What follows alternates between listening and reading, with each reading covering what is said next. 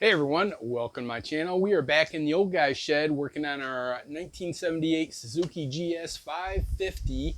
Remember from last episode I had a little bit of problems with some ignition timing. So now I've got this fancy new Dynatech Dyna Performance Electronics, not sponsored, but more than happy to sponsor anybody that wants.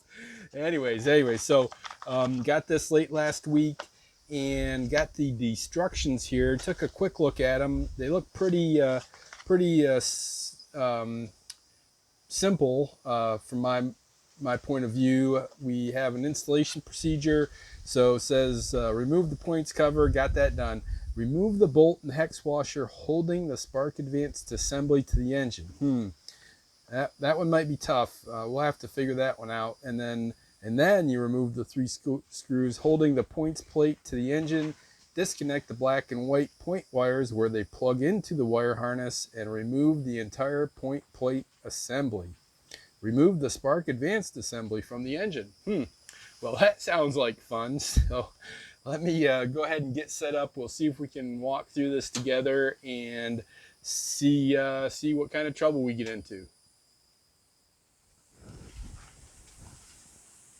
Alrighty then. Sorry if there's a little bit of wind noise outside, and the palm trees hitting up against the shed can make a racket. But we'll have to just power through it and not worry about it. So, anyways, we got the already had the cover off, so that's not too bad. Next thing it says to do is to remove this guy here. And looking at it, I was looking at it and I was going, well, heck, I got this big old 19 millimeter socket here. And if I turn it, the engine turns over. What the heck's going on? How am I supposed to get this thing off? And then I looked, and what they're really talking about is this smaller inner bolt here. So I don't have, it'd be nice if I had a 19 millimeter standard wrench, but I don't. So we'll have to make do with a pair of these Robo Grip doohickeys and see if we can get this off. Now I think I got it loosened up enough where this shouldn't be too bad. But anyways, we'll just grip the bigger one with these guys, and oh, all right, that wasn't too bad. Didn't chew up that outer nut too much. Hopefully not any. I probably need to get a set of regular wrenches there. So, all right, so good. So that came off. That came off pretty good. And now we'll go ahead and take off the 3 screws. And I hope they're talking about, so let's see here. Got the destructions right here. So looks like they're talking about these outside ones here, here, and here. Yep. All right, so let's see if we can get these off. These shouldn't be too bad since I loosened them up to move that ignition plate beforehand.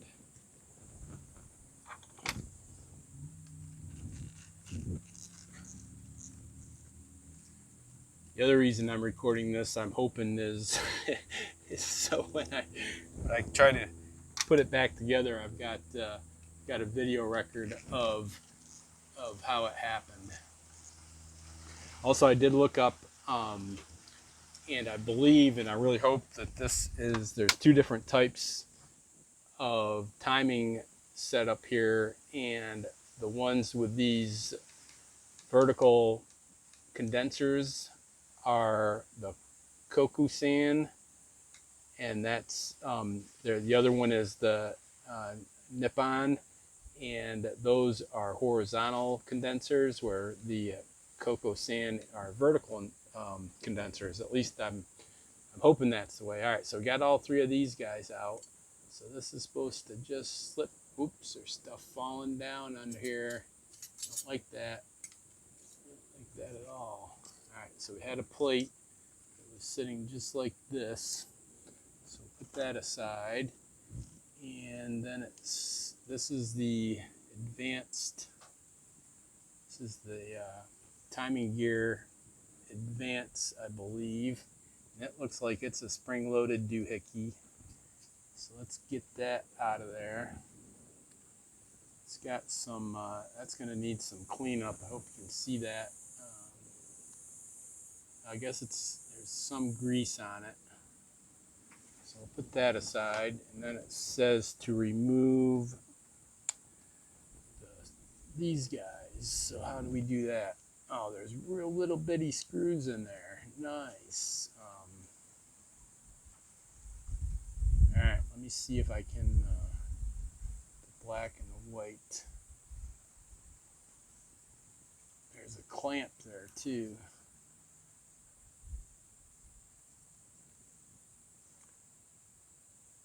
Might be able to get those with a pair of needle nose just to loosen them up.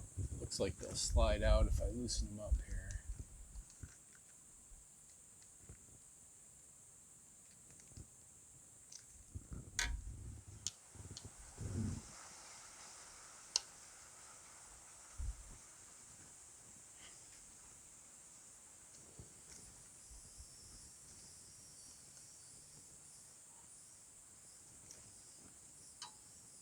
There we go.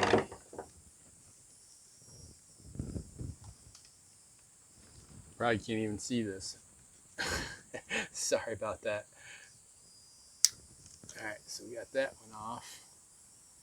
And let's get around here to this one.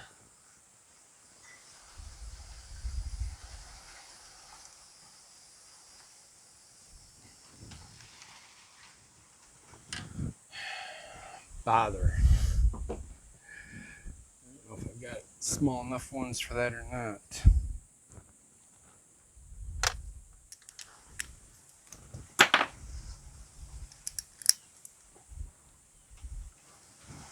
Alright, let's see if this works.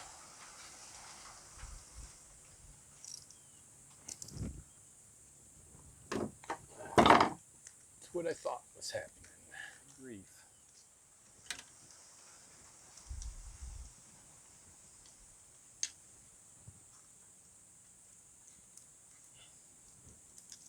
Alright, good. The old one's out. Okay.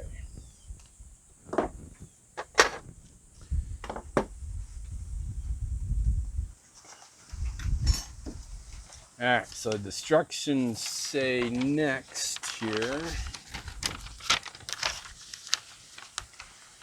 Remove the point cam from the advanced assembly. So I believe this is the advanced assembly. And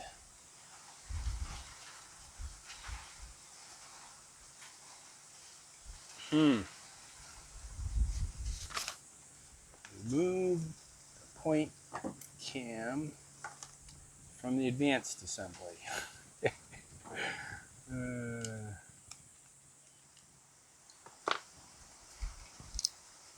That one's out. Alright, so all that was to get this thing, I believe. At least I hope so.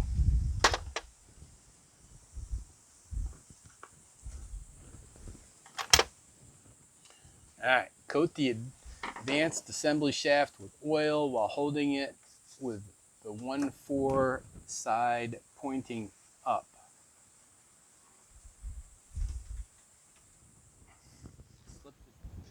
Alright, let's start out by cleaning this up a little bit here.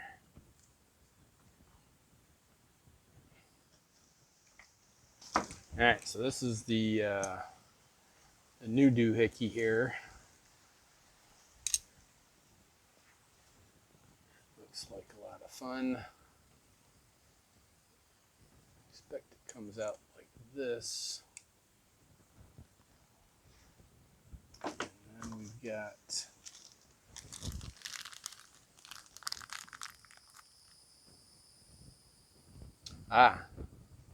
we don't use this again. We use this one that's included, and they're talking about here. So this new one goes on here. All right, I got you now. All right, had me confused there for a minute. One hot minute. What was that spring? All right, so let's clean up this shaft.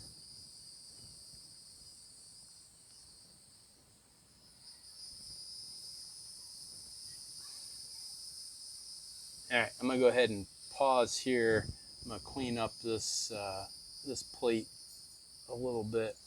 See if I can shine it up a little bit and get it looking a little better here. It's a little discolored, and we'll see if we can clean it up a little bit. So let me pause here and see if I can take time to do that. All right, I got this cleaned up a little bit better. Hope you can see that.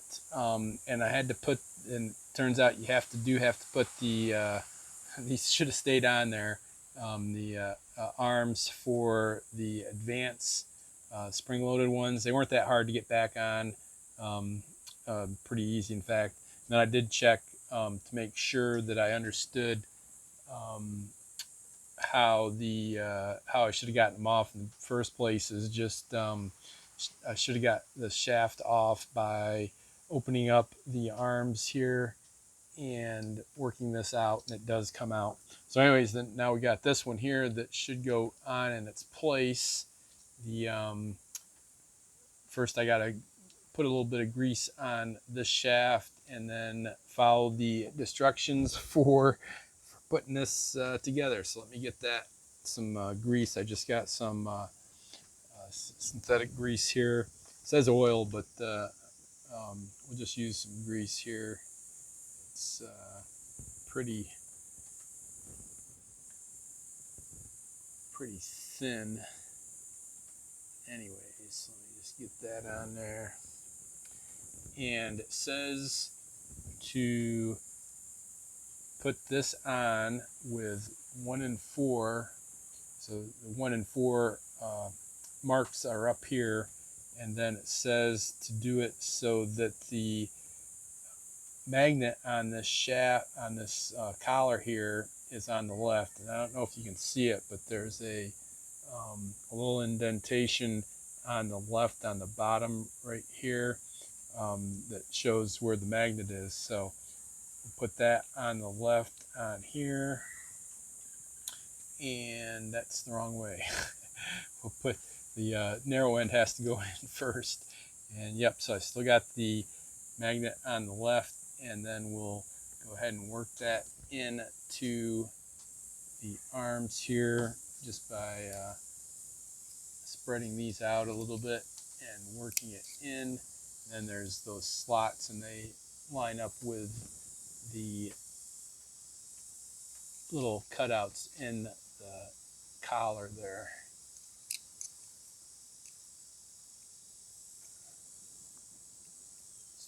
Quite the finicky or snickety kind of work here to get those lined up.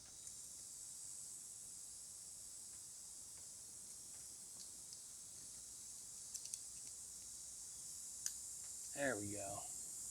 All right, so that snapped right in place there. That looks good. Okay, good. Spread the weight and push down the rotor until it engages the weights. Good, got that done. Ensure the rotor rotates freely on the shaft as the advanced weights move out and back. Yep. So it looks like the weights move out and back pretty smooth there. Okay, good. Install the advanced rotor assembly on the engine. Make sure the pin on the advanced assembly is engaged in the pinhole in the crankshaft. So I don't know if you can see it, but right here there is a little nub, and that lines up with this guy right here. So in fact, that looks pretty darn close. So we'll get that going in here. There we go, that's in. Install the Dynatech using the 3 screws. Neighborhood kids giving me some entertainment here. Anyways, so let me pause here while the kids work it out. Alrighty then, I got the plate back on here. Looks like it moves pretty good. So the next step, it says, is to reinstall the hex washer and bolt and tighten. All right, so we got the hex washer and bolt, and this hex washer, they call it, has some indentations that fit in with the teeth here.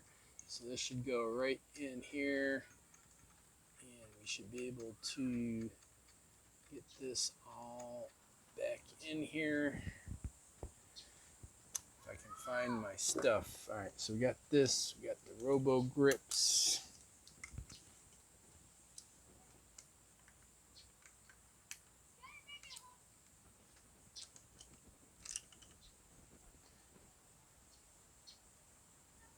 All right, that seems pretty tight. All right, good. So what's the next step? Route the cable over to where the points originally plugged in, being careful to avoid the exhaust system. The grommet from the point cable may be used by slitting it with a razor blade to remove. All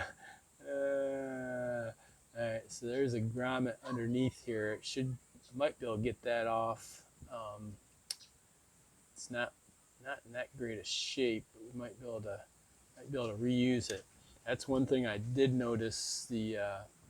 Not sure how the other ones worked, but this new one, if you get this in tight, it really limits the wire limits the movement that you can get here. I guess it's not too bad. Anyways, I'm going to go ahead and pause here. We'll go ahead and work on routing this cable another day. And we'll see if we can get this video uploaded here in a couple weeks. Alrighty then, it's another day here out in the old guy's shed. It's a Saturday morning and it is getting hot already.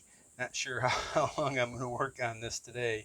But anyways, we're looking at the instructions here for this Dynatech electronic ignition. And we got to this part the last time.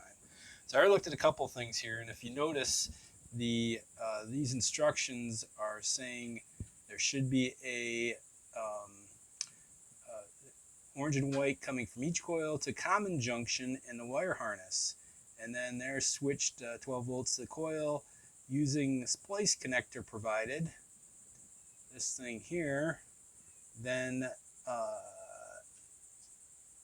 provided attached a separate red wire included in the kit to the orange and white wire that goes to the coils as shown below. Do not strip the wires.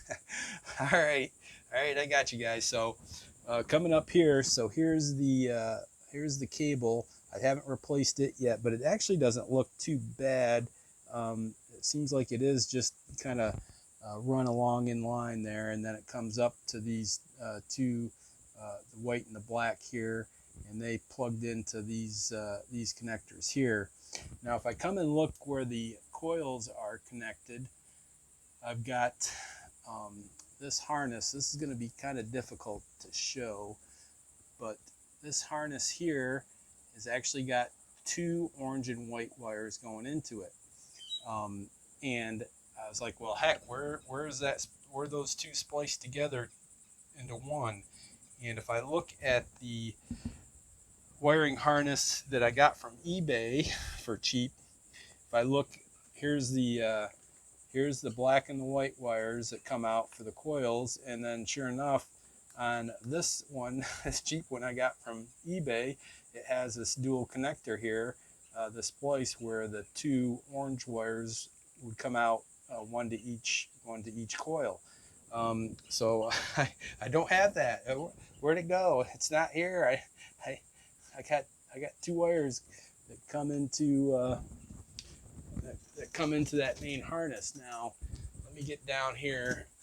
Oh, I might be getting too old for this. Let me see if I can find it. So the orange and white wires come into this harness, and if you notice right here, this harness gets awful thick for some reason. So I think that's where that splice is located at. I've traced it up so that I know that the orange and white wire, there's a single wire that's in this connector here that's located under behind the headlamp. So I know at some point along the line that there's a splice. There's a splice on this wire harness, and I would expect it to be right in here. So that's what I'm going to cut open first. It's going to be a little bit of a chore to get that cut open, to find that splice, and then get it wrapped back up. So let me take a shot at that. We'll be back here and see how we do. Alright, then I got this cable bundle split open. The splice wasn't actually where I thought it was. It's actually up here. That's the start of the split, or the end of the splice coming back to the coil. There's only one orange and white wire, and it is right here. So I've got plenty of room in here to get the clip. Let me grab that. So this clip is going to go just like this around that, and then this, and the red wire is going to go in one side, this side over here, and then we'll clip that on, run the red wire back up to where the black and white are that go to the coil up here, and then we'll be able to finally go ahead and run this, run the new coil, the new cable here, back around, down, and up and around, and through the hills, and over Dale. So I'm gonna go ahead and let me go ahead and get that done. It's kind of hard to film that, I think, so I'll just go ahead and get it done, and we'll see what it looks like when we're finished. Alright, got this wire routed here now, and you can see it comes underneath here. And let me see if I can work both the flashlight and the camera at the same time. So you can see the gray wire going back and coming along, going back there, along there, and then it comes up right in there. And that was the toughest spot, was in that gap right there, getting through there. I actually just zip tied it to the old one and pulled the old one up through there, and was able to get that to come up not too bad. And then, so we come up through here just like the other one, and around, and we get up here, and we are about, hold on, let me get this back out. We are about right there. We're about that much too short. So thanks for that, Dynatech. Really appreciate that. So yep, we're too short here. So a couple things I could do. I could just do a kind of a splice into here and into here, with just running some wires and soldering it or crimping it or something else. But instead, I went ahead and looked at that old wire harness I had, and found that I could go ahead and snag out these guys, and they're actually the ones that are in here that actually just come back around and wrap into going to the coils. So yep, so I was able to get these out, and these will be just long enough between there, and then I've got the red wire I've got to fish up and put into here. So yep, be able to get that done, and then all I got to do is finish up and clean up. Yeah, so this is where I did the connections. So I just got to rewrap this stuff up, get this cleaned up, and do that connection here, and then we'll get on to the next step. But I think this video is starting to get long, so let me take a look and we'll see where we're at. All right, yep, this video is probably getting a little bit long, so I'll go ahead and wrap it up here. We'll keep on working on the 1978 Suzuki GS550, probably starting tomorrow, and well, actually probably this afternoon. And then I'll go ahead and clean up the wiring and start looking at what it's going to take to do the next part in the destruction. But anyways, I want to say thanks for watching. Thanks for your support. Make sure you're hitting that like button. Please leave me any comments, questions, suggestions down below. Please tell your friends about me, and please subscribe. Everyone, take care and be good.